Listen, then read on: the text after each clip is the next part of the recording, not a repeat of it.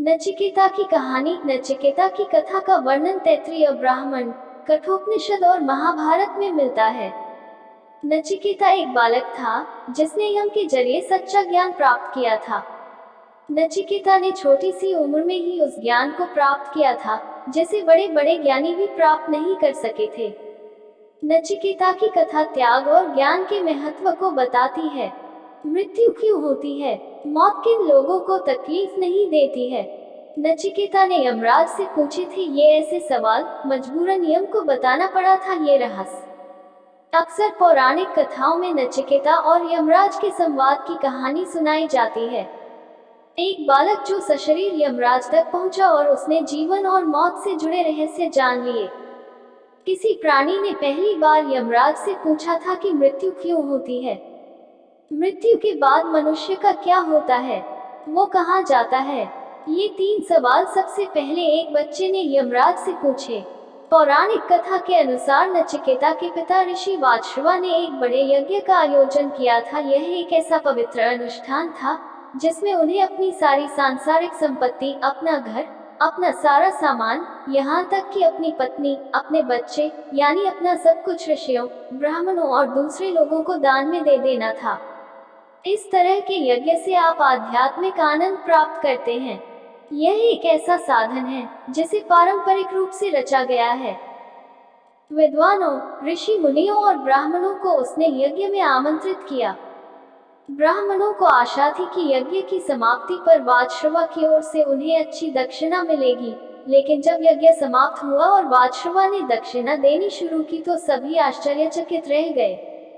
दक्षिणा में वह उन गायों को दे रहा था जो कि बूढ़ी हो चुकी थी और दूध भी न देती थी।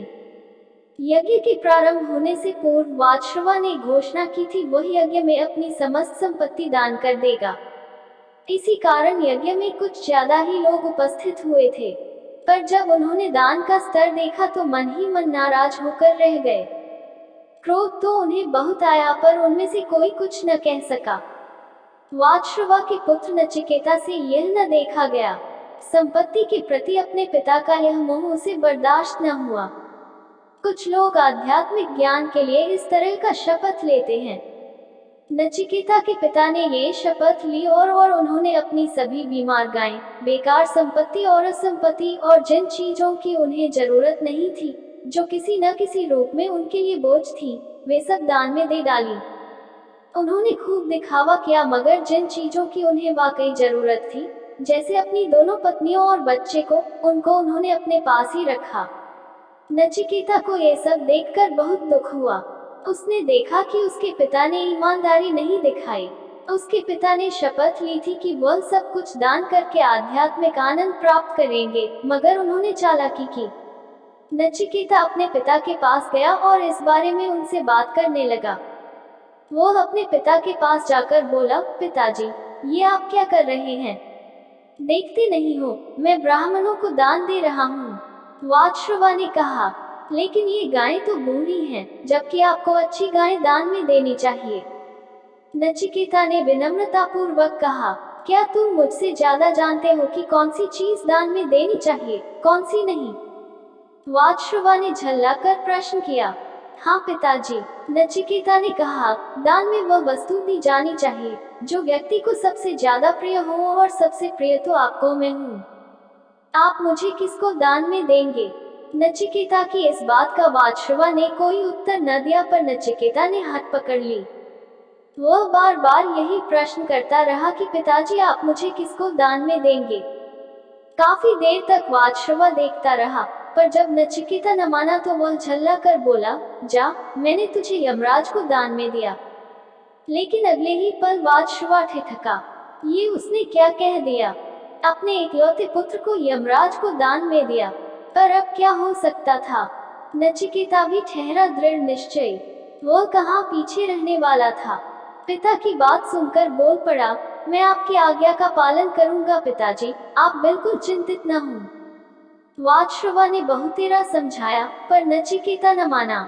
उसने सभी परिजनों से अंतिम भेंट की और यमराज से मिलने के लिए चल पड़ा।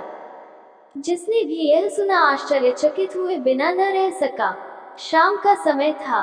पक्षी अपने अपने घोंसले की ओर लौट रहे थे, पर वह बढ़ा जा रहा था, बिना किसी थकान और पछतावे के। उसे अपनी मंजिल तक पहुंचना ही था। यही उसके पिता की आज्ञा थी। उसका लक्ष्य था यमपुरी, वही यमपुरी जहां यमराज निवास करते थे। लगातार 3 पहर तक चलने के बाद वह यमपुरी के द्वार पर जा पहुंचा। वहां पर 2 यमदूत पहरा दे रहे थे। उन्होंने जब उस बालक को देखा तो आश्चर्यचकित रह गए। कौन है यह बालक जो मौत के मुंह में चला आया? दोनों सोचने लगे। उसमें से एक यमदूत ने गरजती आवाज में उससे पूछा, हे बालक, तू कौन है और यहाँ क्या करने आया है? मेरा नाम नचिकेता है और मैं अपने पिता की आज्ञा से यमराज जी के पास आया हूँ। उस बालक ने धीरता के साथ उत्तर दिया। लेकिन क्यों मिलना चाहते हो तुम यमराज से? दूसरे यमदूत ने प्रश्न किया। क्योंकि मेरे पिताश्री ने उन्हें मेरा दान कर दिया है। नचिकेता की बात सुनकर दोनों यमदूत हैरान रह गए। ये कैसा अजीब बालक है? इसे मृत्यु का भय नहीं, यमराज से मिलने चला आया। उन्होंने उसे डराना चाहा, पर नचिकेता अपने निर्णय के आगे सुई की नोक भर भी न डिगा। वो बराबर यमराज से मिलने की इच्छा प्रकट करता रहा। इस पर एक यमदूत बोला, वे इस समय यमपुरी में नहीं हैं। 3 दिन बाद लौटेंगे, तभी तुम आना। कोई बात नहीं, मैं 3 दिन तक प्रतीक्षा कर लूंगा। नचिकेता ने उत्तर दिया और वही द्वार के पास बैठ गया। नचिकेता पूरे 3 दिन तक इंतजार करता रहा। एक छोटा सा बालक भोजन पानी के बिना यम के द्वार पर इंतजार करता रहा। 3 दिन बाद यम लौटे तो उन्होंने पूरी तरह थके और भूखे मगर पक्के इरादे वाले इस छोटे से बालक को देखा। वह बिना हिले डुले वहां बैठा हुआ था। वह भोजन की तलाश में इधर उधर भी नहीं गया था। वह बस वहां बैठकर यम की प्रतीक्षा कर रहा था। यम इस बालक के पक्के इरादे से बहुत प्रभावित हुए, जो 3 दिन से प्रतीक्षा कर रहा था। वह भी बिना कुछ ग्रहण किए। वह बोले, मुझे ये देखकर बहुत अच्छा लगा कि तुम 3 दिन से मेरा इंतजार कर रहे हो। तुम्हें क्या चाहिए? मैं तुम्हें 3 वरदान देता हूँ। बताओ, तुम क्या चाहते हो? नचिकेता ने सबसे पहले कहा, मेरे पिता बहुत लालची हैं।